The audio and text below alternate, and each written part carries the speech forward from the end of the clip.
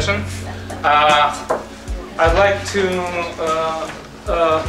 to start saying that we are coming from interesting discursive dimensions of the region, historical and philosophical discussions, to more hardcore issues, assessing risks of European Union, Eurasian Union competition, concept of Eurasian in Russian foreign policy discourse, and David's paper on Eurasian integration. And all this discussion, all these papers, and our today's discussion will be then excoriated and analyzed by our guest from United Nations University, Luc van Langenhove, whose recent book on constructing the region I utterly recommend to everybody, because it's a very nice reflection on what is the region, how is the region, how it comes into being, etc.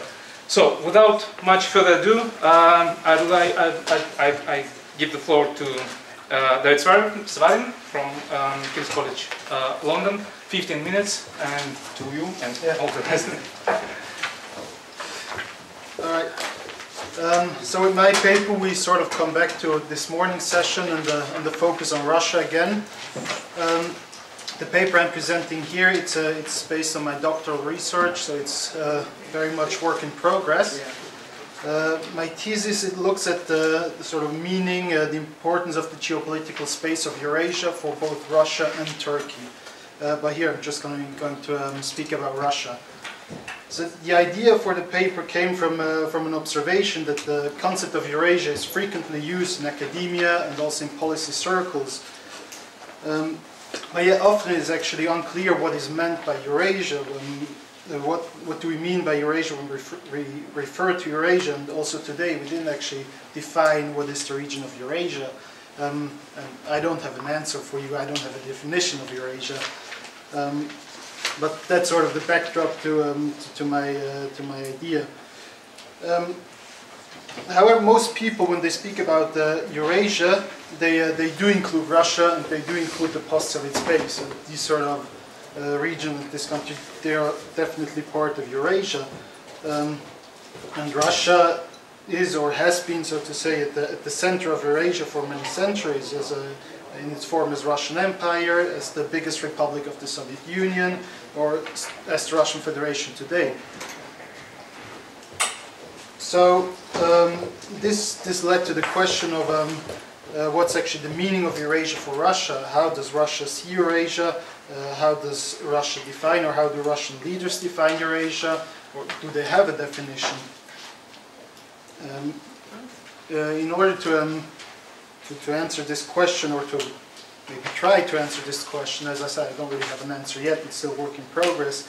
What I'm doing was an analysis of official Russian discourse. So I looked at speeches by Russian politicians, and I looked at the official foreign policy concepts. And in my analysis, I basically distinguish between two different concepts, or two different readings of Eurasia. And the first reading of Eurasia is sort of a geographical reading, which looks at Eurasia as a synonym for the post-Soviet space, for the countries of the former Soviet Union. And the second concept is more of an ideological or civilizational reading of Eurasia, Eurasia as Eurasianism, with Eurasianist ideas at the core. So the idea was then to basically look, okay, which of those readings come closest to Russia's discourse and to how Russian leaders actually look at Eurasia. So with regards to the notion of the geographical notion of the Eurasia as the post-Soviet space, or as the CIS, as Russia mostly refers to it in its foreign policy concepts. It's clear when there are mentions of Eurasia in speeches and discourse, very often they are combined with mentions of the CIS as well. So clearly there is a relation between these two groups, or between the region of the former Soviet Union and Eurasia. So the CIS and the post-Soviet states are clearly a part of Eurasia.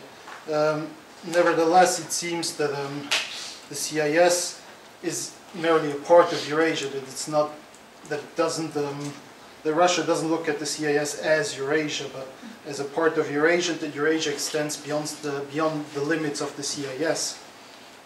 To illustrate this, I have a quote here from Vladimir Putin in his annual address in 2007, in which he said that Russia will continue to show initiative in pursuing economic integration in the CIS area, more broadly throughout the Eurasian region. So, sort of, that's part of the Eurasian region, but the Eurasian region is more than the CIS. Then the second reading, we've already heard quite a bit this morning about civilizational discourses on Eurasia, about Eurasianism and the relevance and the prevalence of Eurasianist ideas in the Putin administration.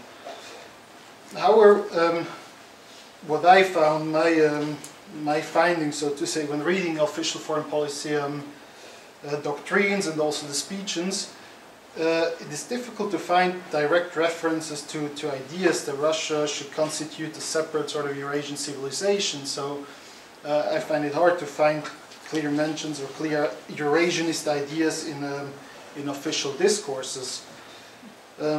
Instead, and as Richard Sockwell already pointed out this morning, actually the discourses systematically emphasize the notion that Russia is part of Europe and part of a European civilization.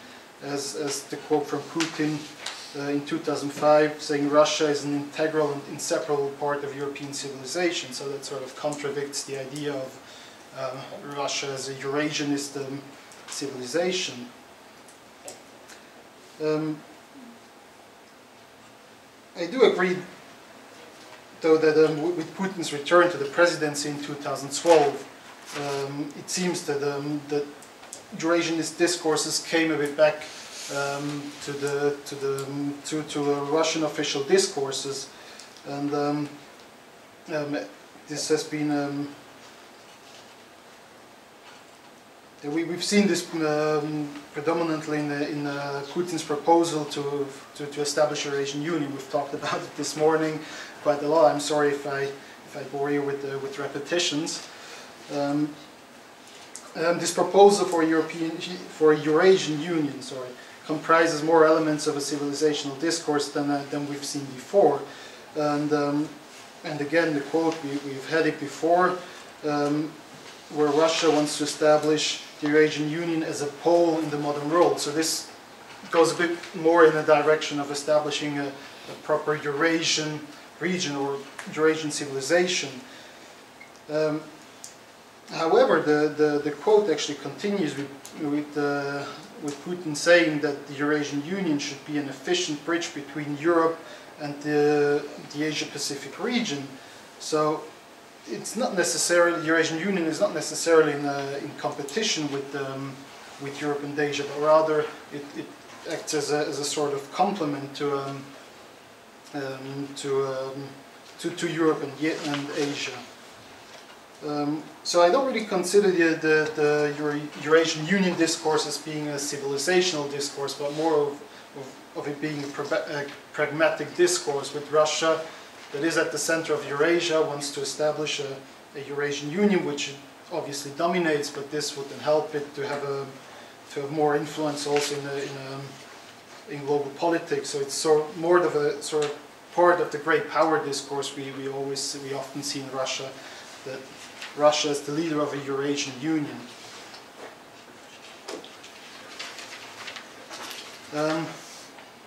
So I'm afraid my presentation is quite brief, but I think it's rather a good thing. So to already come to the conclusion, and again it's a preliminary conclusion, this is still work in progress. So how does Russia define Eurasia?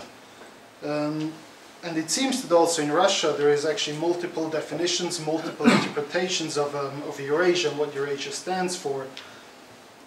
And Russia's leaders in their speeches and the foreign policy concepts, they clearly state that the concept of Eurasia does not make sense without Russia, and that Russia is considered to be at the center of Eurasia. But besides this, it's difficult to sort of distill what is really Russia's definition of Eurasia. And this sort of centrality of Russia in Eurasia, this is particularly true since Putin returned to the presidency in 2012, as he stated in his inauguration speech, in which he called for Russia to become a leader and the center of gravity for the whole of Eurasia. So again, this notion of Russian centrality in the space of Eurasia. So to conclude, it seems that there is no clear definition of Eurasia, but there are competing discourses on what Eurasia actually means, and these discourses, they vary between civilizational discourses or the Eurasianist ideas, they vary between these geopolitical discourses, so maybe more sort of great power discourse, and at the same time also pragmatic discourses which refer to sort of a geographical fact, Russia being at the center of Eurasia, Russia being a Eurasian nation by means of its geography. So the final conclusion might be that the common denominator of all those different interpretations and readings of Eurasia is that Russia is at its center, and that without Russia the notion of Eurasia doesn't really make sense. Well, I'm already done. Thanks so much.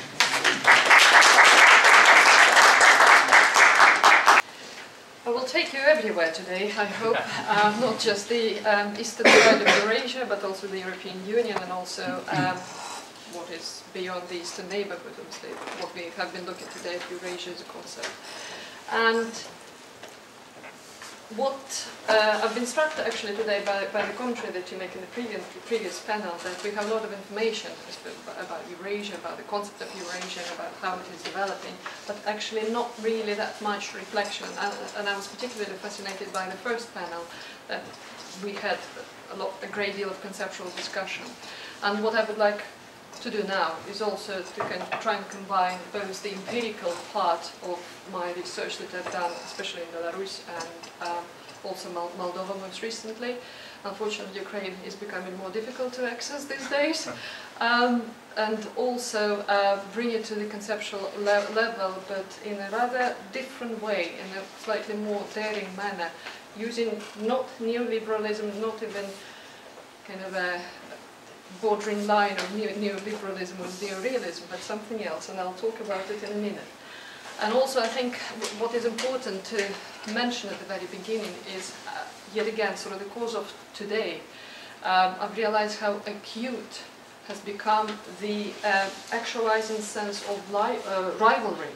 We have clearly two entities in this big space, big region. We have the EU on the one hand, we have sort of a developing entity, sort of, I don't even know how to call it now.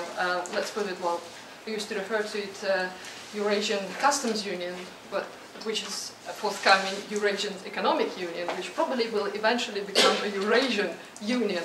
So we have two EUs on both sides of this kind of geographical space, and we have Eastern Partnership region in the middle. So that's what I'm going to do today in terms of identifying the kind of the players, the actors in the game. I will try and triangulate the perspectives of these three actors in the region, and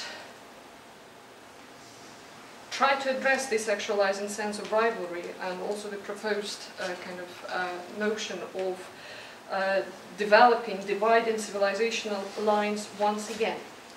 But I will do it actually from a different perspective. As I mentioned, I will actually use the Foucauldian approach here out of all possible explanations, which I found particularly useful. So in my paper, I will exploit this Foucauldian premise of governmentality and the subsequently emerged framework of the analytics of government.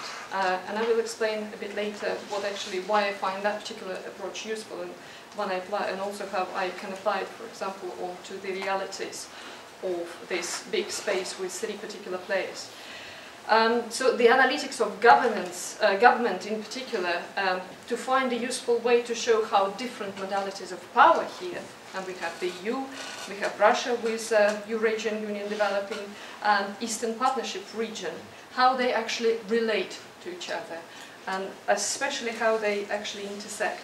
And this is not a problem-solving analysis, rather it's actually a process tracing analysis to understand actually the complex interrelationship between these three entities, and not so much the interrelationship, but rather interdependence, as I argue actually in my paper, of these forms of power.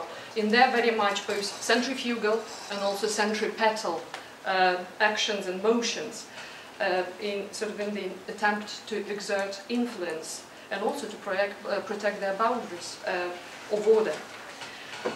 The major advantages of this particular framework, the analytics of government, are that first of all methodologically it focuses on specific practices of power at the point of application and also conflation, because after all, look at Ukraine, we have actually the point of application just there, and in order to explain the rationalities, especially possibly competing rationalities in the course of engagement of both entities in the region, it is important actually to look at them through their interaction. Secondly, conceptually, it actually also discusses homologies of practices and as well as their intentions in order to identify potential points of convergence. You will see at the end, hopefully, that what I'm going to suggest is slightly different. We should not look at competing rationalities. We actually should look at complementing rationalities in order to understand the workings of power relations there. And thirdly, rather than contrasting, for example, coercion with the practice of freedom, this particular approach actually draws attention to interdependencies of these forms of government, showing how inextricably they're linked, inextricably connected with each other, thereby obviously rendering a lot of space for compromise that can be actually quite sustainable and quite enduring. After all, we need to talk about cohabitation rather than necessarily competition and rivalry, which has been the leading discourse of today's discussions. So in some ways, what I do here in this paper is a continuation of my work when I use the framework of governance in trying to explain the dynamics of partnership in the region, which was premised obviously on reciprocity and freedom. But here I will be tackling this from a slightly different perspective, which I believe governmentality is a bit more advanced than the concept of governance, because after all it presumes almost non-interference, governing from a distance. And after all, as we can see, these two big players, two big power centers, they do not necessarily need to be present in the region, but through various technologies of engagement and instruments of engagement, and also generating specific agents of the game there, they can actually have a great impact on how they're actually going to govern there in the region. That's what makes it very interesting. So the framework essentially actually addresses here the kind of rationalized regimes of governance, which conduct the conduct of govern, basically, the subjectivities that they produce through various technologies of power. This is basically the terminology of Foucault that I will be unpacking here. But essentially what I would like to underline here, that although governmentality clearly is a bundle of various approaches, concepts and ideas, it is very complex and very difficult, but to grasp and to put all in sort of one coherent framework here. But essentially what I would like to underline here is that the notion that power can work only through practices of freedom and not simply of coercion and domination. And this is a very important argument, because after all, to govern is to presuppose the freedom of the governed, and that power is not so much a matter of imposing constraints upon citizens, but rather actually developing citizens capable of any kind of regulated freedom. And this is what links actually this freedom with partnership, which was essentially put at the heart of EU relations with the region. Right, so in order to actually understand this very complex interrelationship of interdependence, what I wanted to say here is that what is very paradoxical in this situation of interaction is that none of the players actually can exist without each other. So one cannot exist without the other, and power is only exercised over three subjects. After all, you can curse as much as you like, you can co-opt people as much as you like, but the best form of power, you can only exert power when actually you have the free will, more to the point, rationalized, pragmatic choice of basically selecting that particular relationship with that specific player. And that's what I will be kind of alluding to throughout my discussion of how the three actually entities interrelate with each other.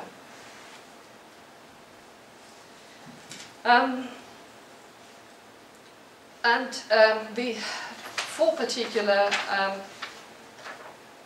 terms that I'm going to use in my unpacking of the behavior of the EU, the Eurasian Customs Union, and also the Eastern Partnership region, are the following. First of all, I will look at forms and forms of knowledge, or discourses of knowledge. Then I will look at subjectivities, technologies, and fields of visibility. Just to go back very briefly to give you the idea of what actually I mean by them, just very briefly, and then I will apply it to the case of the three players in the region. Forms of knowledge presumes, first of all, this approach is particularly tuned to the rationalities and mentalities at work in regions of government and regimes of government, and it focuses on power relations, which are calculated and planned, but also the legitimacy without which they cannot exist and be exercised in the region. Just perhaps to unpack this a little bit further, what is very interesting is that to govern is actually to seek an authority for one's authority. And look, for example, what happened not long ago in this particular region. On the 25th of July 2013, Fulis openly politicized the choice over the to the neighborhood, the choice over the alleged incompatibility of trade regimes. In many ways, as a calculated campaign to actually win over the region, to fix the region choice to the EU in some ways, to accelerate and even coerce Ukraine to the decision-making over the association agreement.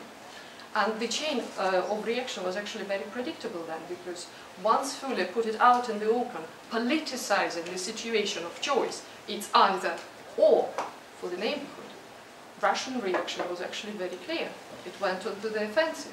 And obviously in August you could actually read the whole myriad of speeches produced by Russian politicians, and actually to explain what is actually happening and why Russia will react in a very specific way when engaging, for example, with Ukraine. And effectively coercing Ukraine into a situation of a different kind of choice. In both cases, what we see is that legitimation actually failed to materialize, and then the people were actually forced effectively into the dilemma of choice, leading to actually to the implosion of regime from inside in Ukraine, which is no longer actually about the choice, but rather about the struggle of freedom. Well, when you look actually at Ukraine now, it is not about Europeanization or actually Eurasianization. It is actually about the trying to actually retain or return that freedom of choice, at least having their own government for their own decision making. So here, what is very interesting is just the two variables that I will pay particularly close attention is the power relation, which is often a very rational, calculated attempt to conduct the conduct, but also legitimacy, which is very important. Now there is another one, subjectivities, which is also a very important variable to look at. It's basically the production of agents to deliver that kind of power production in a specific place and space and time. And here what we actually see is that the EU has been particularly a mastermind of producing those subjectivities. If you look at the whole paraphernalia that is available to the EU in terms of trying to embrace all levels of the society in producing those agents, it's absolutely sophisticated and enormous. Now about technologies, obviously their manifestations of power relations at the point of application, they include what? Instruments, partnerships, plans, benchmarks, association agreements, whatever you mentioned. It's basically something that both power centers could deploy in order to co-opt or converge, let's say, objects into a certain type of behavior. Yet again, we can see how, for example, highly sophisticated modern instruments are both on the part, well, first of all, on the part of the EU, but also that's why the EU is clearly taking the lead. But while Russia actually enjoys the structural advantages, first of all, of normative ties, but also structural legacies to enable swift engagement. And finally, fields of visibility that I will unpack later.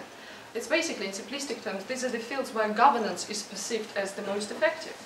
And here is very interesting how the two players, both Russia and the EU, how differ they are actually in the perception, in public perceptions, in terms of their effectiveness and their fields of visibility.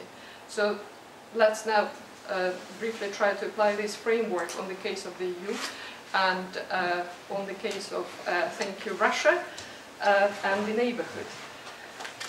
The EU has been rather disastrous in its views of politicization and politicization of choice. In terms of technologies and subjectivities, it is clearly far more advanced, but in terms of propelling the discourse in forms of knowledge, it has been gaining some momentum, because after all it has gained somewhat ownership over the region from coining, moving from the term of wider Europe to actually giving it a designated name towards the end, moving through shared neighborhood towards even identifying the Eastern Partnership community in the making, with the ambitious label of not the neighbors of Europe, but rather European neighborhood. You can see some flavor of it slightly and slowly, incrementally claiming ownership over the region. And also in terms of legal terms, it's quite interesting to see how alluring and how all-encompassing the EU attempts have been over the region in terms of these discourses and forms of knowledge, moving, for example, from PCA through down to action plans, and then eventually to all the sophisticated association agreements.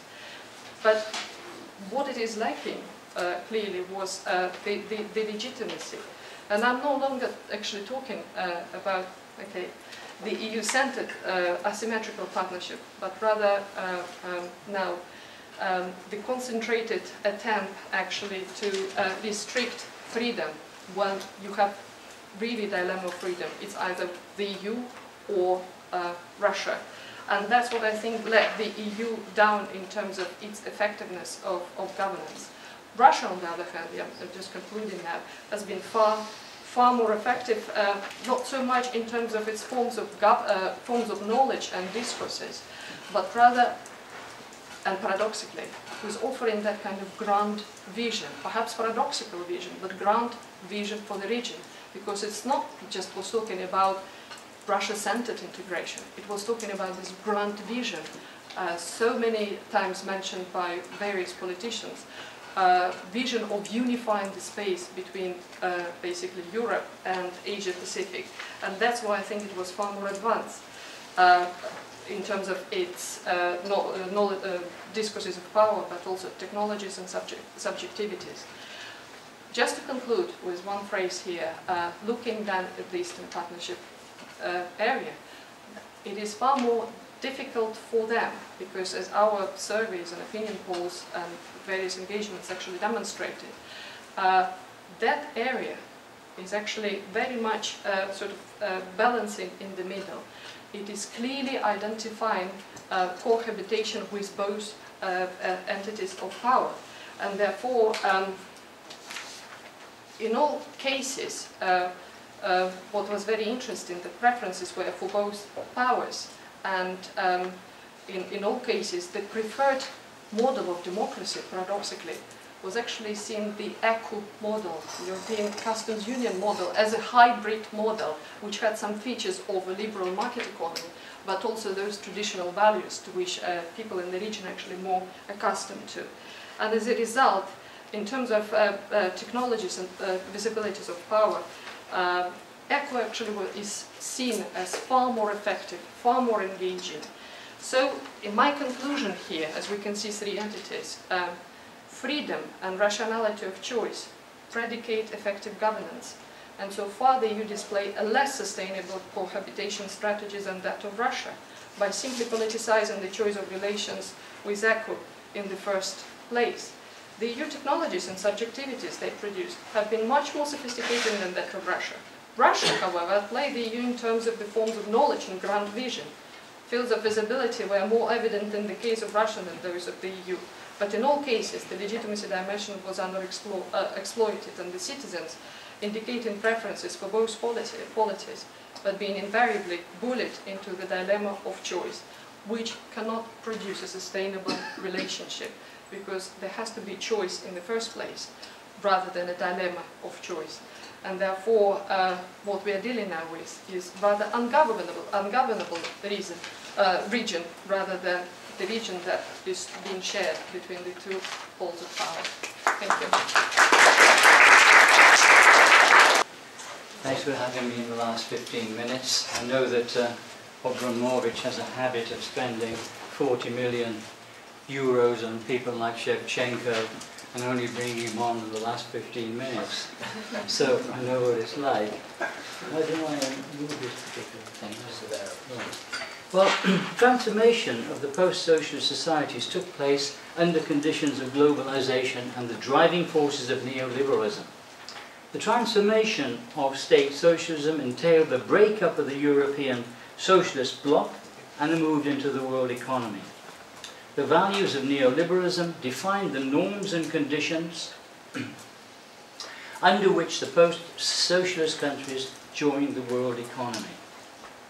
Briefly, there are 5 major components to neoliberalism: unfettered capitalist market relations, individual self-interested drivers, free movements of capital, labour, goods involving no boundaries between units, destatization, and a civil society and electoral democracy.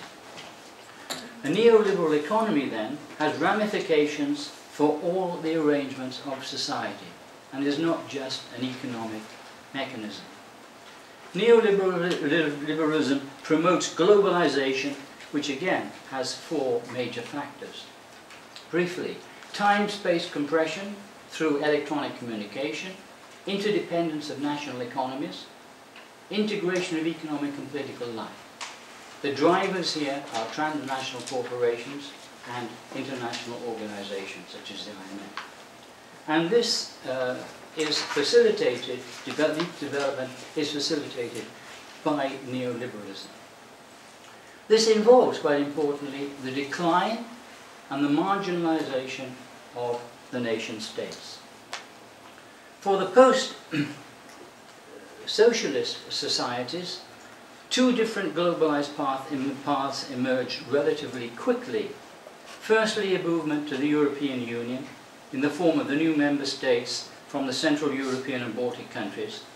And second, a residual economic and social formation, the Commonwealth of Independent States, composed of countries of the former USSR, headed by the Russian Federation. In all the new member states of the European Union, integration into the world economy proceeded rapidly and comprehensively. New member states have been integrated into the world economic system as an organic part of the regional bloc of the European Union, as well as the political and military apparatuses of NATO. The conditionality agreements with the European Union entailed not only free markets and compatible elections, but considerable deindustrialization, significant declines in social provision, high levels of inequality, as well as high levels of out-migration to the more prosperous areas of the European Union. In one word, de-development.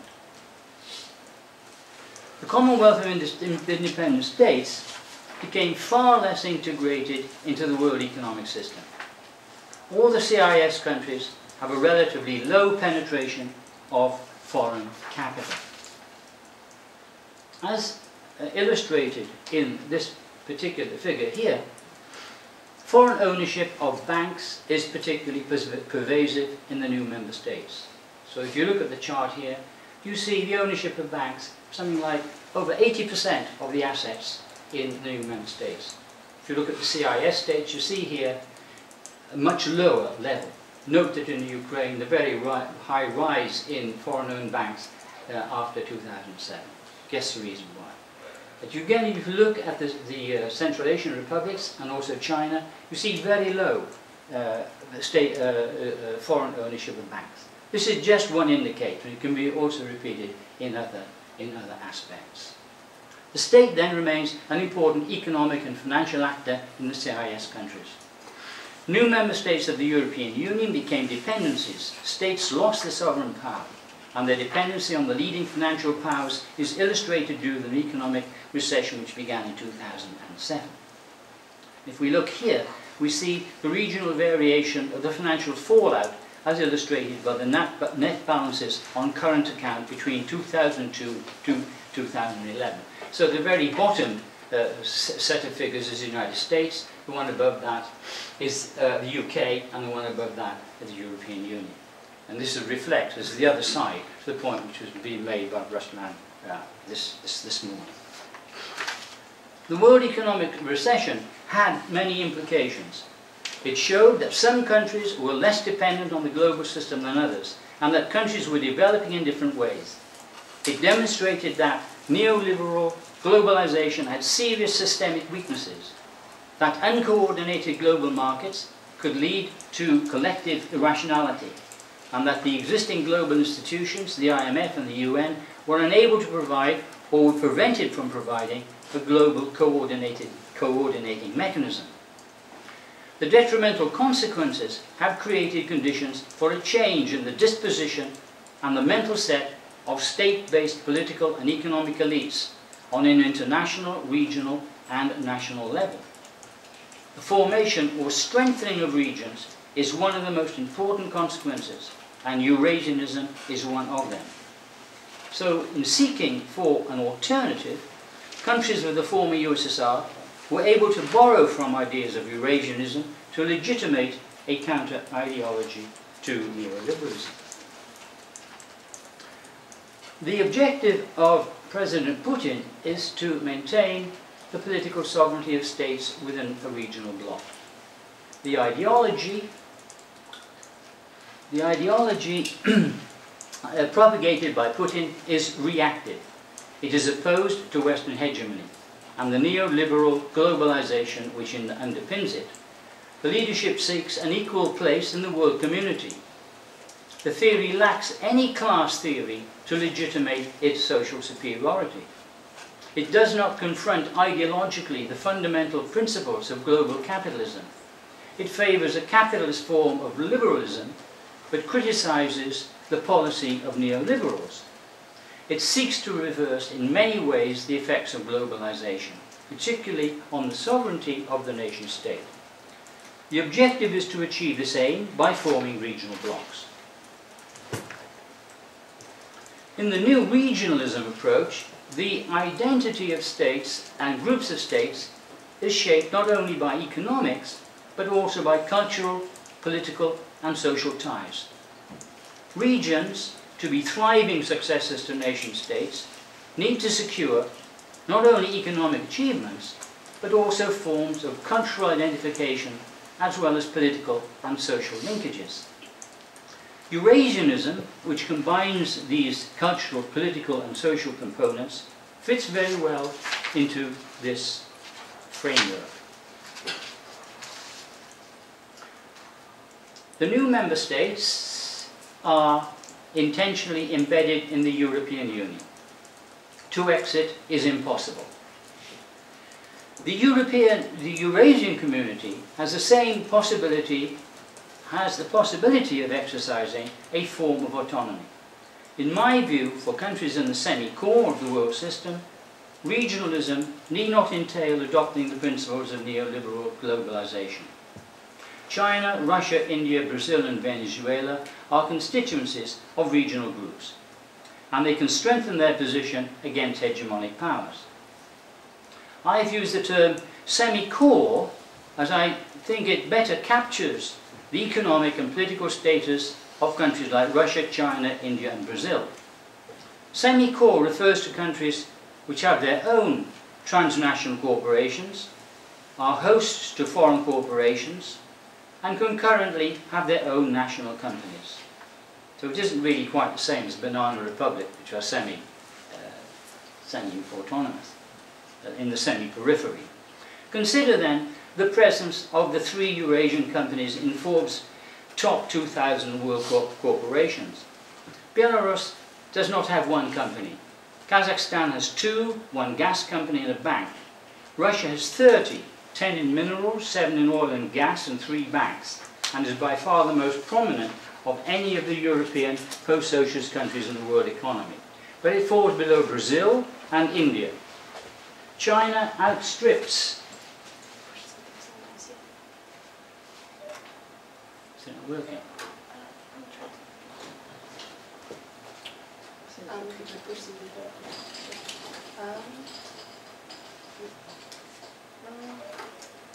Yeah, there we are. Okay. So, China outstrips all these countries with 136 corporations occupying the 1st, 2nd and 8th ranks in the Forbes 2013 list. So the point which I would make from these figures is that to make a viable alternative regional economic bloc, cooperation with China and preferably with others seems to be essential. But in other words, the countries are too weak economically, effectively, to provide an alternative bloc. However, when combined, Russia, India and China have considerable manufacturing and military capacity and enormous internal markets in terms of population. It is greater in size than the United States and the EU combined, and as semi-core countries, they have considerable capacity for research and development. What then are the possible qualities possessed by the rise of a possible Eurasian economic and political community? From an economic point of view, there is a large domestic internal market. Russia and Kazakhstan have large currency reserves, which I pointed out. All the countries have a low transnationality index, I would say low value added by foreign companies. Politically, all the countries share common Tsarist and Soviet legacies, with a presumption for a strong welfare state both on the part of the elites and the public. Ideologically, there is a strong national identity linked to Russia as a civilization with a common language and shared history. The dominant groups share an identity which is different from that of the Western hegemonic powers. There is a relatively weak identification of many in the elites with the neoliberal outlook, economic outlook, and with individualism. Though, as has been pointed out, there are divisions here. In future, developments may go one of three ways. First, Vaughan Hetner has envisaged regional associations as stepping stones to the current world system, dominated by the hegemonic Western states. Markets have their own logic and would drive the Eurasian Union into the neoliberal world system. So in other words, if it's relatively small and they adopt markets, they will go into the world system. The USA is recognized as a hegemon which shapes regional formations. In this scenario, the European Union would then become a region, here I quote, primarily as a zone of economic activity in the world system, and in that sense driven by markets rather than states. The second option would be for the Eurasian Union to follow a route down a cul-de-sac. Most Western critics, particularly those in the EU, leading the EU, take this line. It would lead to protectionism and to decline. The argument is the familiar neoliberal one of there is no better alternative to neoliberalism. I would suggest a third option as a political and economic counterpart, and this would involve a movement away from the neoliberal paradigm to secure a regional association based on different values and organizing principles. The Eurasian Union might well secure a society based on more collectivist and conservative religious values, with a state economic coordination and a form of substantive democracy different from electoral democracy, or not based on Western conceptions of democracy at all. It would exchange with the dominant world system, but would not be part of it. What kind of institutional form would this take? We'll go that long now. President Putin has emphasized the need for a pluralist form of union which ensures the sovereignty of the individual states. The model of the European Union would not satisfy this objective. Heiko Klein has reminded us this morning that we are now in the UK, and I would suggest that the British Commonwealth was a successful region in this sense, and may be a better model for the Eurasian community than the European Union. The political institutions and ideology were almost universal and derived from the same common stock. They were, however, separate sovereign states. The figure which I've put here summarizes my approach. It illustrates the potential rise of a multipolar world system. The military-economic core of the world system is composed of a hegemonic bloc dominated by capitalist interests located in the United States. Within the core are other regional powers such as the EU and Japan. The semi-core includes countries forming regional groups and interact with the neoliberal core. I'll be finishing there in a minute. The strengthening of regional economic and political associations such as the European Economic Union and the Shanghai Cooperative Agreement Organization are likely consequences of the uncertainties unleashed by the further global economic crisis. So, to conclude, the nature of Eurasianism is controversial. It involves a set of values set in the history, institutions and values of the Imperial Russian Empire and the Soviet Union. Currently, as adapted by the political leadership under President Putin, it involves institutionally a form of collaboration between three states. As in the European Union, member states have different priorities.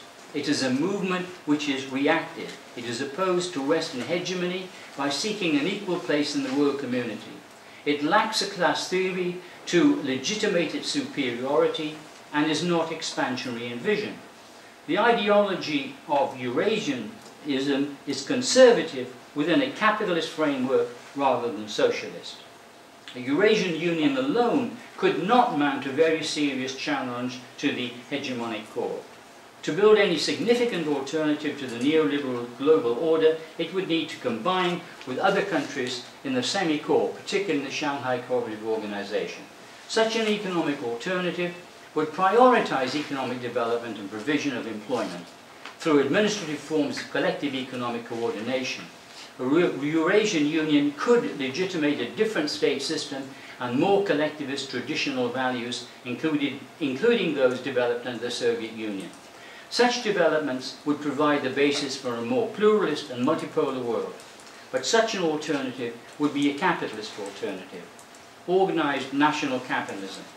A longer-term strategy which could arise if there were a socialist revival in Russia, China and/or Latin America is a political shift to a revitalized form of redistributive market socialism.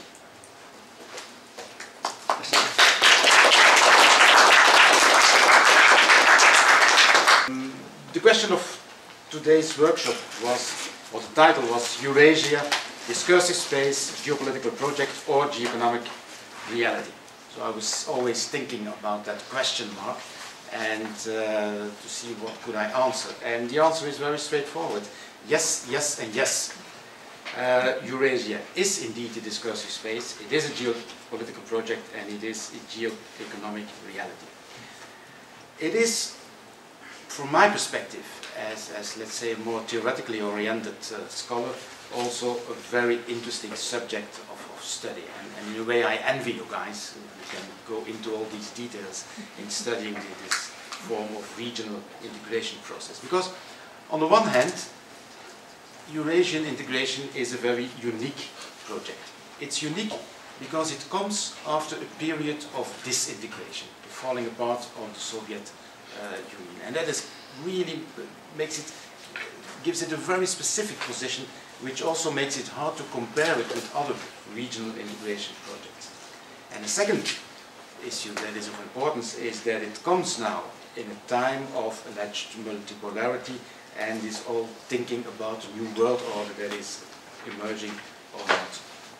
On top of it, you could say that we are witnessing some crisis of multilateral organizations. Think of what is happening with the world, think of what is trade organization and stuff like that.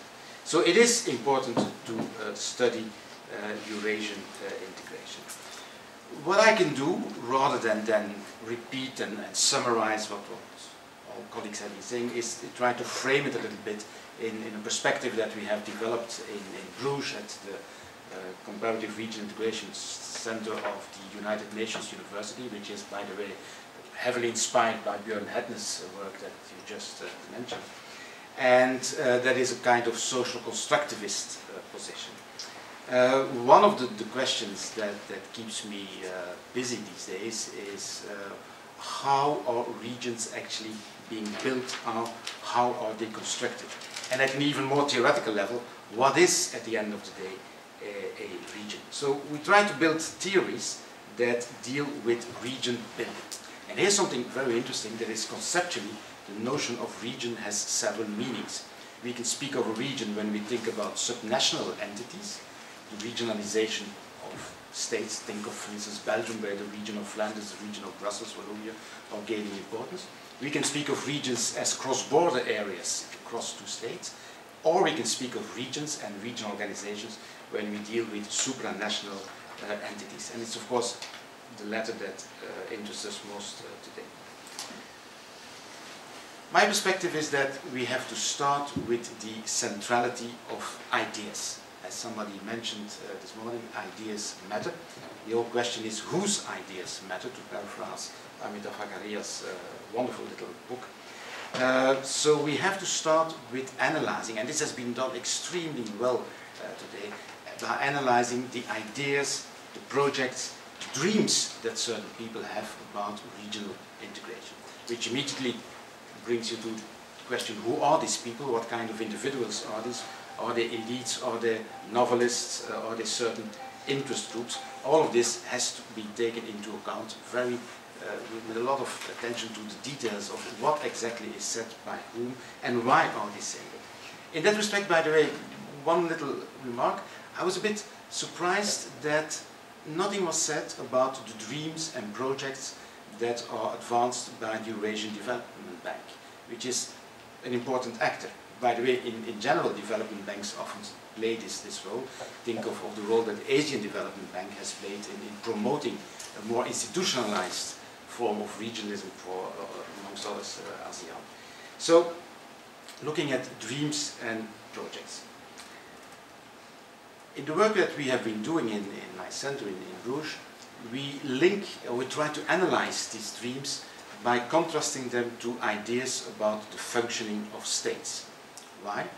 Because we believe that regions have to be or can be defined in terms of how they position themselves vis-à-vis states. Very briefly, because time is running, you can identify three dimensions in the functioning of a state. The first is the economic dimension, which makes that the state is a kind of single market, if you want, within its own borders. The second dimension is the provision of public goods within its own borders, and the third dimension is the sovereignty that makes that the state can act as an actor in the international arena.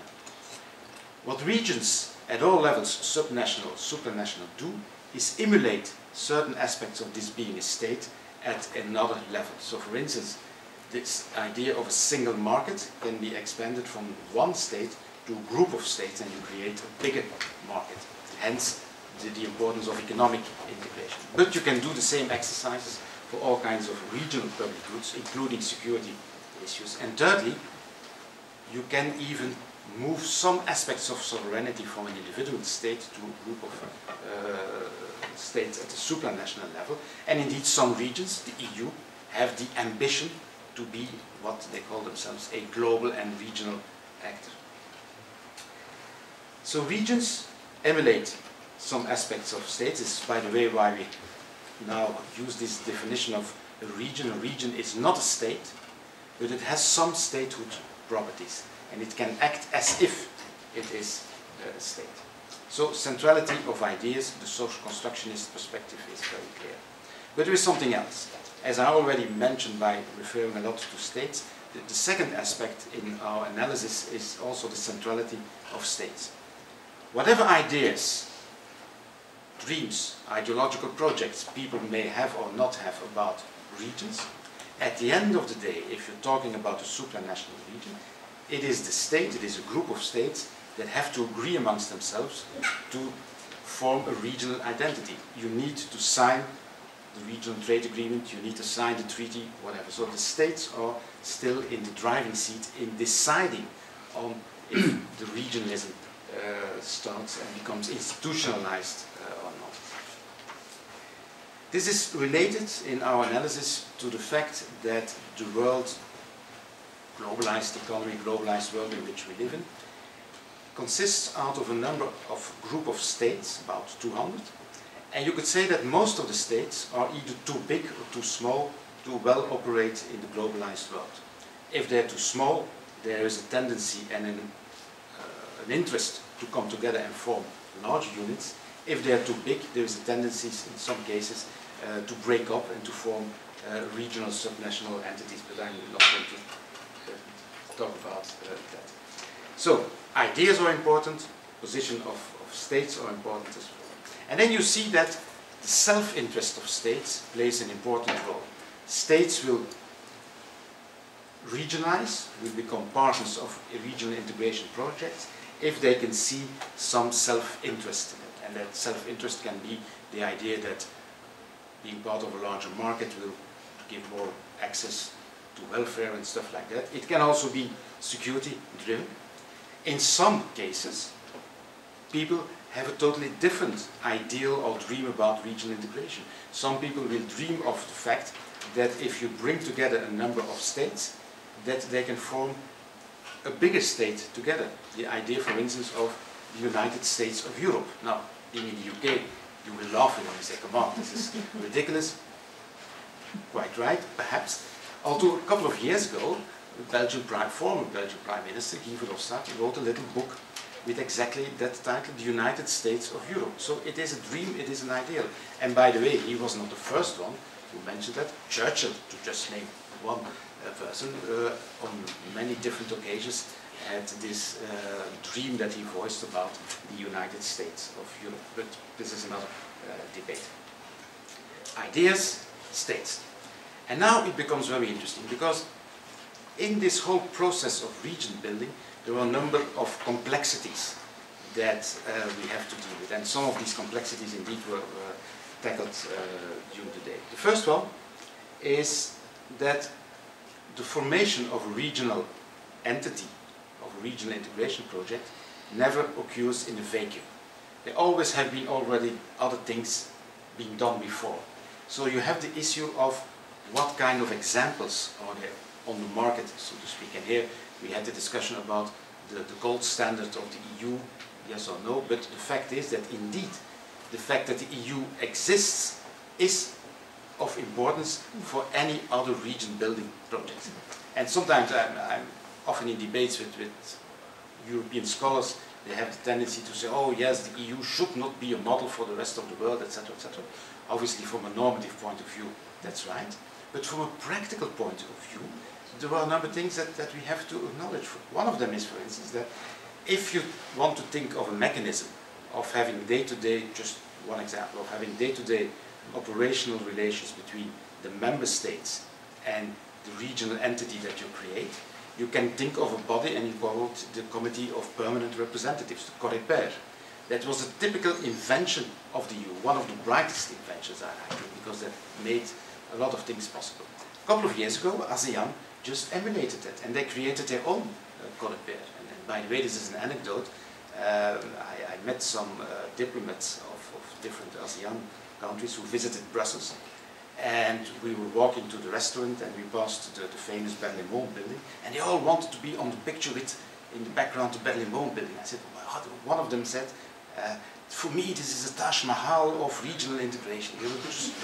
I mean, this is quite a contrast with how a lot of scholars think about, oh, the EU, we should not be a model, we should not. So that's one level of complexity that you have to take into account, the forces that go out of the examples that exist. The second level of complexity is that whenever a group of states decide upon, yes, we're going for a regional integration project, and we're going to somehow freeze it in some kind of institutions, however small these institutions are, you create a new actor. An actor that at the end of the day will have some degrees of liberty to even go against the states that have created it. In my book that was mentioned, Building Regions, I call this the Frankenstein principle, that states at some point can indeed create an entity that can attack the ones that have created it. Think of, for instance, the fact that in the EU now every government has to submit the draft of its budget to the EU, and the EU can say, no, the Commission can say this is not good enough, you have to redo your homework. There is a European court that can go against what some member states are doing or not doing. So the regional organizations can become an actor as well. In the work that we're doing in Bruges, we tend now to analyze this according to 3 dimensions, and I'm just giving this for you as kind of reflection. The 3 dimensions are the willingness of the regional organization to act as such, the capacity that it has, and the acceptance by other actors, being the member states or states outside of the region. And this gives a very interesting conceptual scheme to analyze different forms of regional integration with each other. Finally, in terms of complexity, there is a third level of complexity, that is the interregional relations. These regional actors, these regional organizations, not only interact with states, they can also start interacting with each other. And then you create very interesting levels of, let's say, meta interactions, where on the one hand you have states that can be engaged in bilateral relations, and then you have the regional organizations that have their own agendas as well. On top of it, you can think of regional integration processes as kind of, and this has been alluded to today, as centers of gravity. That's how I would like to call it, that try to attract more members into their sphere of influence. And in that sense, you could say that at this moment, both Moscow and Brussels are 2 centers of gravity, and Ukraine, for instance, is somewhere in the middle. But mind you, we might, in the long run, also think of Beijing as a center of gravity. So, ideas, states, complexity, and these are the 3 things that I heard a lot about today, so I was very grateful. I've really learned a lot, and once again, thanks to the organizers, and I will stop here. Thank you.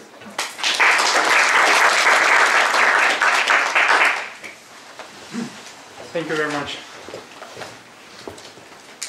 Thank you very much for interesting reflection on today's work, and maybe outlining some of potential avenues for further research. And let me open up the Q&A then. Questions, remarks on 3 panelists, and on the concluding remarks and overall reflections on today's day, on today's discussions are mostly welcome. Peter, please. Thank you.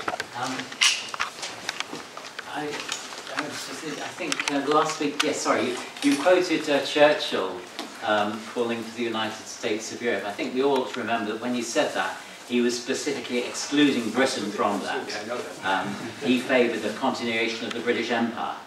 Which brings me on to David's point, that the Commonwealth as a model for the Eurasian Union, and one where you had 2 other characteristics, the redistributive market socialism and a more collectivist orientation. I'm sure that would, especially the redistributive element would go down very well with the voters of most CIS countries, if they had a chance to choose it. But at the moment, the regimes that's just not possible. But I think the model of the Commonwealth was what was in mind in December 1991. I think that is why they actually chose the word Sodrajstvo, which was the same word as they used for the old, which used to be called British Commonwealth. They weren't thinking of the Socialist Commonwealth, which was also called Sodrajstvo. So I think that's a very important point. But coming back to the EU, just what I've heard today, and even just the work I was doing for my little paper, I was quite horrified with the extent to which the Eurasian Union is copying the European Union, given what the European Union has led to. I mean, we talked about corruption and crime in, I've got David, yes, David this morning. But the European Commission has several times found that its accounts have been rejected by the auditors, repeatedly, year after year, to the point that the European Commission is now considering sacking those auditors, threatening with the sack unless they start approving them. And that's just one example. But the Yelena's point I thought was very valid about how the European Union has gradually taken ownership more and more with the different projects for the Eastern Partnership community. And the arrogance with which they've behaved. I've heard you talked about this at past Bassi's conferences very well, showing that the idea of a partnership is that the EU tells its partner what it's got to do. I mean, that sort of behaviour is bound, surely, in the long run, to drive those states, whatever happens, into the arm of a friendly neighbour. And the EU's reliance on soft power, which is all it has, surely that's been completely undermined now by your point, Luke, about the Frankenstein, the Frankenstein creating the monster. I mean, what we've seen over the last couple of years with the Eurozone crisis is precisely the European Union devouring its members in Greece and Cyprus. So it's not really at all surprising that the regimes, once they've found out once they've studied more, even if they need the Russians to tell them how it works, have turned back more towards Russia, quite apart from the factors of Russian pressure that I referred to earlier on. So thank you very much. Thank you very much, Peter, for this interesting point. Several points, actually. Andrew? Yeah, just a very brief question to Luc van Langenhove. I think you made a very important point, which hasn't been mentioned before explicitly, and that is that the Eurasian countries indeed do have a very different, it's a very unique sort of integration because it comes from a more integrated area and a more integrated moment. Then my question would be, not necessarily to you, but to Eurasia researchers. So what is the effect of the fact that we are witnessing a sort of reintegration? Does that actually hinder, or does it actually help the reintegration? That would be, I think, an important question, or in any way the answer to that question could be important. And let me take one more question from them, and then we'll get back to speakers. Thank you very much for a really, informative panel. And my question is to David Lane, and thank you very much for this really interesting other alternative view on Eurasianism and Eurasian Union. And you were really right when you started out with the European Union and the critique, because taken, for example, from the opinion polls and then how people feel in the Baltic states, there's a lot that, for example, Latvia was sold out, and I've seen myself, these beautiful factories that used to be really, really powerful when the Soviet Union was there, and then just nobody taking care of them. And then my respondents in Latvia would say, but they were we were paid not to produce anything, although there were so many technologies going on, but we European Union came and kind of restricted all that. And then what we have 4 Scandinavian banks owning the whole country, which is a really interesting view that I always, was kind of reluctant to use in my research, which is really an interesting view. And then you see this kind of the other side, for example, in Kazakhstan, which is already part of the customs union. You can hear, for example, the union of entrepreneurs, the president, I went to a conference with him, and he just said, but customs union is going to at some point kill us. So there is, what I'm trying to get at is there is this counter ideology going on, and I really would like to use the word ideology, but there is tainting something that is customs or Eurasian Union because of Russia, or because of Putin, or because of whichever reason, that it's kind of bad and black, and then kind of portraying European Union as really good, whereas you can find black and white spots on both of them. And then my question would be, what type of ideology, if there is an ideology, is impeding kind of this development, the dual development of both unions, or what is kind of neglecting or creating this hysteria sometimes around the Eurasian Union of being so negative in a way? So is it an ideology? Is it and how would we, it would be a wider question for the whole panel really, what is the Eurasian ideology? What is ideology in this specific context? How would we, and I really like that David Lane actually used the concept of a neoliberalism as an ideology, and then opposing to that would be kind of a new way of getting out would be Eurasianism, if we, of course, try to wash it away from all the negativity that exists in the field. Thank you. Okay, so would like to start addressing these fundamental issues.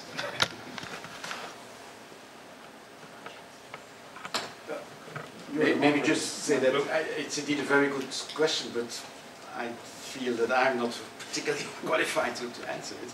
That's one thing. The other thing is about the EU, because there seems to be, there is a lot of negative thinking these days about the functioning and the merits of the EU. But sometimes I have the feeling that people make a mistake and they should really address individual member states, because you have a lot of problems at that level, not necessarily at the level of the EU. I mean, getting your accounts in order and make sure that there is a kind of more or less balance between what you get in and what you spend is the responsibility of member states, and the Commission and the EU plays a role in pointing to that. So you can't blame the EU for doing that, I think. But well, and then for the rest, you're quite right about what you said about Churchill. Whenever I mention this on the continent, people tend to make jokes about it, because I have these beautiful quotes from Churchill where they say we should go for a temple of regional organized world with Africa as one region, Latin America as one region, Europe as one region, and then there is the United Kingdom. So. Yeah, well, the point on the European Union, of course, is that when they need members, the acquis doesn't apply. So if you look at Greece, for example, what were the finances of Greece? Greece had to go through the conditionality of the European Union. But Greece's finances were not, even at that time, were not really acceptable. So that the basis in which countries can go in, the other Eastern European countries, again face these sorts of problems. Romania and Bulgaria is one. The Baltic states, again, you can say, well, do they meet the conditions for minorities, for example? Well, if they don't, and the European Union wants them in, they can come in. So I think the point is that, when you talk about corruption, yeah, there's corruption in all kinds of societies, and it's not restricted from the European Union. As to the other point, I'm not sure about your points about the ideology, but I mean, I think that when you talk about the Baltics, you're absolutely right. I mean, and I think the consequence of the Soviet policy was that it was concerned with the social dimension. So the social dimension was providing work. So, okay, you may say, well, people were paid not to work. The point was that they had an overfull, the policy was creating jobs, and those jobs possibly under a market economy they wouldn't be necessary. But the point is that if you look at the macro level, is it better to have jobs and people being employed on perhaps paying, not doing all that much work, or is it better to have a market economy where you have very few people employed, many of them again not getting all that much work, but they're working hard for much lower pay.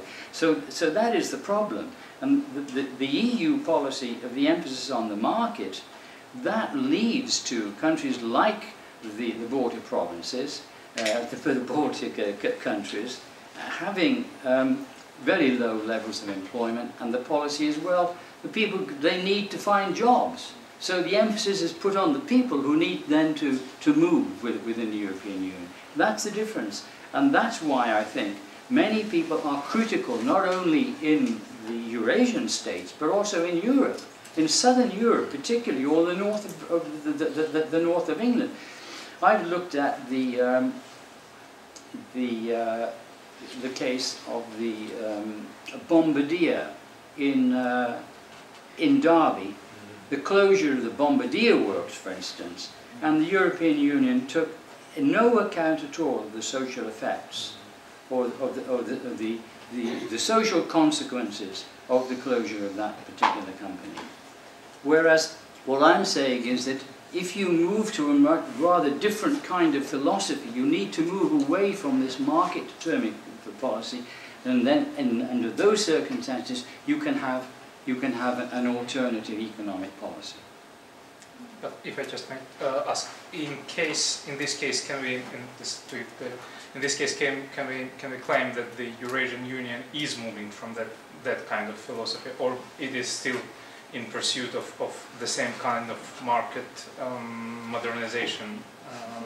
I don't know. I think that there's a contradiction here. Sometimes they will say one thing, sometimes they will take another. So the point that Ruslan made is, well, there are interests there that want to move into a market. So there were people who will say, yes, we want to move into the market. And in the same words, they'll say, well, we don't want the effects of marketization. We don't want those effects. So you've got this contradiction. And this, I think, explains why there is the Eurasian Union means different things to different people. It's plastic. It can be moved in different directions.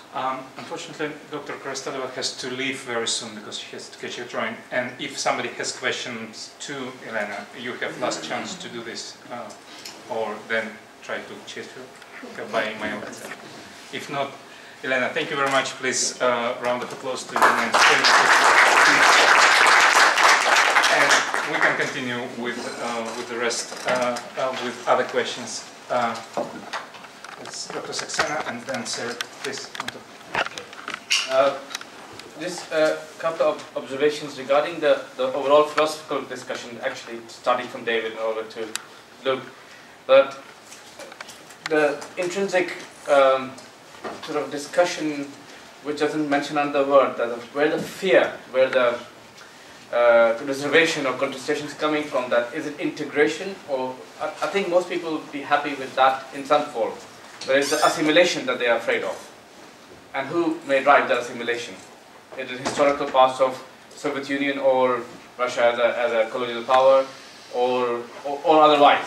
And because those things can be then mapped down to within particular units within the EU side as well as opposed to the Eurasian side. And further instability to the believing in the idea also comes from that how the projects are driven by particular personalities with their, rather than by a system.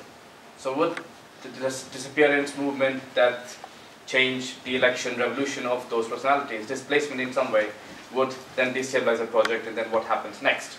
So these are very trivial points, but at the same time they actually dominate the public mind. And that goes deeper to the final point, that while the rush to sign up to all the various organizations, the WTO, the SCO, the whatever, the whole alphabet soup that's out there, what does that do to the negotiative space of the actors?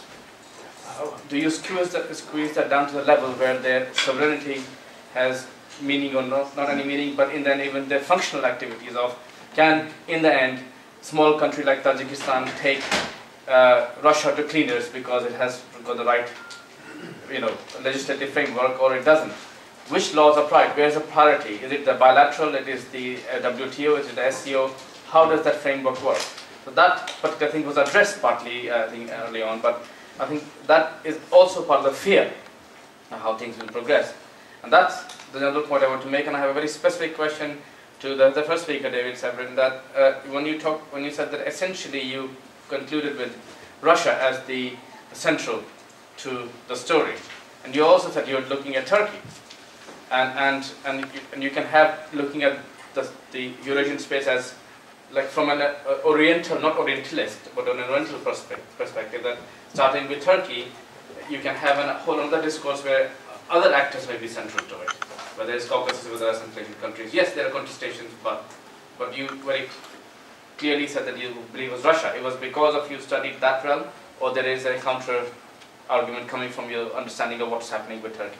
Yeah. This point is particularly interesting in the view of recent visit of Mr. Putin and meeting with Erdogan, where he basically asked to join Eurasian Union, and Vladimir Vladimirovich made his usual detour as being a skillful lawyer. Then, Serek, please, next question. I'd like to thank you, all the panelists, for the very interesting presentations. And I'd like to address my question to Professor Lane. I like your argument about this organized national capitalism as a response to this hegemony of neoliberalism, liberal globalization. And I wanted to ask, why do you think that this national capitalism could not possibly challenge the dominance of this neoliberal system? Because in my view it is already challenging, and I will try to explain why. I think that this system of organized national capitalism, or how do they call it, state capitalism, with the dominance of national companies and great state intervention, which is established already in China, Southeast Asia, and in most of the post-Soviet countries. And I think it's increasingly seen as a rival or antagonist system to this dominant neoliberal system. And if we look at the recent book by Jan Bremer, its title suggests the end of free market and who wins the war between states and corporations. So I think that this new system of governance is already challenging the current dominance of the neoliberal system. Thank you, sir. And please, Tina. Thanks to all three presenters for their excellent presentations. My question is also for Dr. Lane, and it's about the social basis of support of the Eurasian Union. I mean, the level of wealth, the GDP per capita in the Eurasian Union is much lower than the one in the EU. And at least on the basis of that, there is this pull of attraction towards the EU to emulate the successful model. However, the needs, the developmental needs of the region are different than the needs of the EU. However, now the EU is changing its nature with the accession of the Eastern European states, so within the EU now there are big tensions. To what extent do you consider this relative difference in the well-being, in the living standards, gives social support to Eurasianism if it defines itself, if it succeeds defining itself as an alternative socio-economic model? Thank you, Tina. Yeah, well, I mean, I make a distinction between state capitalism and national capitalism. State capitalism involves state ownership. National capitalism has got considerable power. It doesn't need to own them. And this is why Putin is not coming out saying, well, in fact, he's gone back on a lot of things that he said he was going to do. And the reason for this is that he's allowed capitalism to develop. I mean, this would be the left-wing criticism of Putin. I mean, it's not something I particularly greatly approve of from that point of view. So the point is that the role of politics can be important in national capitalism, and they can then influence something which is in the interest of the community. So if you take Aeroflot, for instance, Aeroflot is now buying Sukhoi aircraft. It's going to buy them in 2016 or something like that. And the reason for that is, at least this is what the chairman said in his annual report, because it's in the interest of the country. Now, previously to that, I know that they didn't want to, they didn't support the Russian aircraft industry, because I've heard this on quite good authority. One of the ministers said, why should we do that? We'll close those works, and the people, they can do something better. They can do something else. We'll have Boeing. We'll buy Boeing. Now, that is the sort of market mentality. So the point I'm making is that under national capitalism, you can have this kind of thing. It's not the same as state capitalism, where state capitalism has got the actual ownership of the assets. I mean, there are problems in both. I'm not saying that either is good. As for the basic of support, well, of course, the living standards in the European Union also differ greatly. The differentials in the European Union differ greatly. Bankers in London earn a lot more than do the cleaners in the offices in London. You know, really great disparities in wealth. And I agree with you that one of the reasons that people look to the European Union is many people quite mistakenly say, if we join the European Union, we'll be rich like they are. It isn't going to work like that. I think that's part of the problem. It's a problem of Michelini, a problem of the way in which people are looking at things and the way in which they're led to believe that certain things will happen. They won't happen. Thank you. Well, maybe briefly to the Turkey question. I mean, there isn't that sort of Eurasianist discourse in Turkey as we have in Russia, and the sort of concept of Eurasianism is much less prominent in Turkey than it is in Russia. And Dugin, he tried to establish a sort of Eurasianist thinking as well in Turkey. He went there several times, tried to sort of foster these ties, and he didn't really manage. There is an evolution in sort of how Turkey perceives its role in Eurasia, whereas right after the dissolution of the Soviet Union, it was more as a sort of ethnic discourse, foster relations with the Caucasus, with Central Asia, and now over recent years, also with the warming of relations between Turkey and Russia, it moved more to a sort of geo-economic discourse. That Eurasianism, it's more related to Turkey's position in between Europe and Asia, and with this position, it can gain a lot of advantages, particularly economic advantages, and having good relations with Russia, figuring as a transit zone for all the natural gas and oil coming in. So to say, probably from Turkey's view, from Turkish discourses, Turkey is also at the center of Eurasia, but it's a different kind of discourse. It doesn't have that sort of historical depth like a Russian Eurasian discourse. You contend that it doesn't have the same kind of depth. Depth. Sorry. Yes, okay. Mispronunciation. Sorry. Depth. Thank you, David. Anyone else? Well, I guess we have exhausted our powers for today, not the topic. But so this happy note then.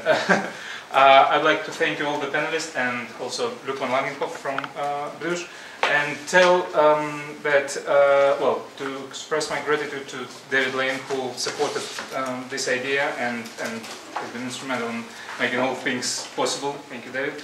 And yes.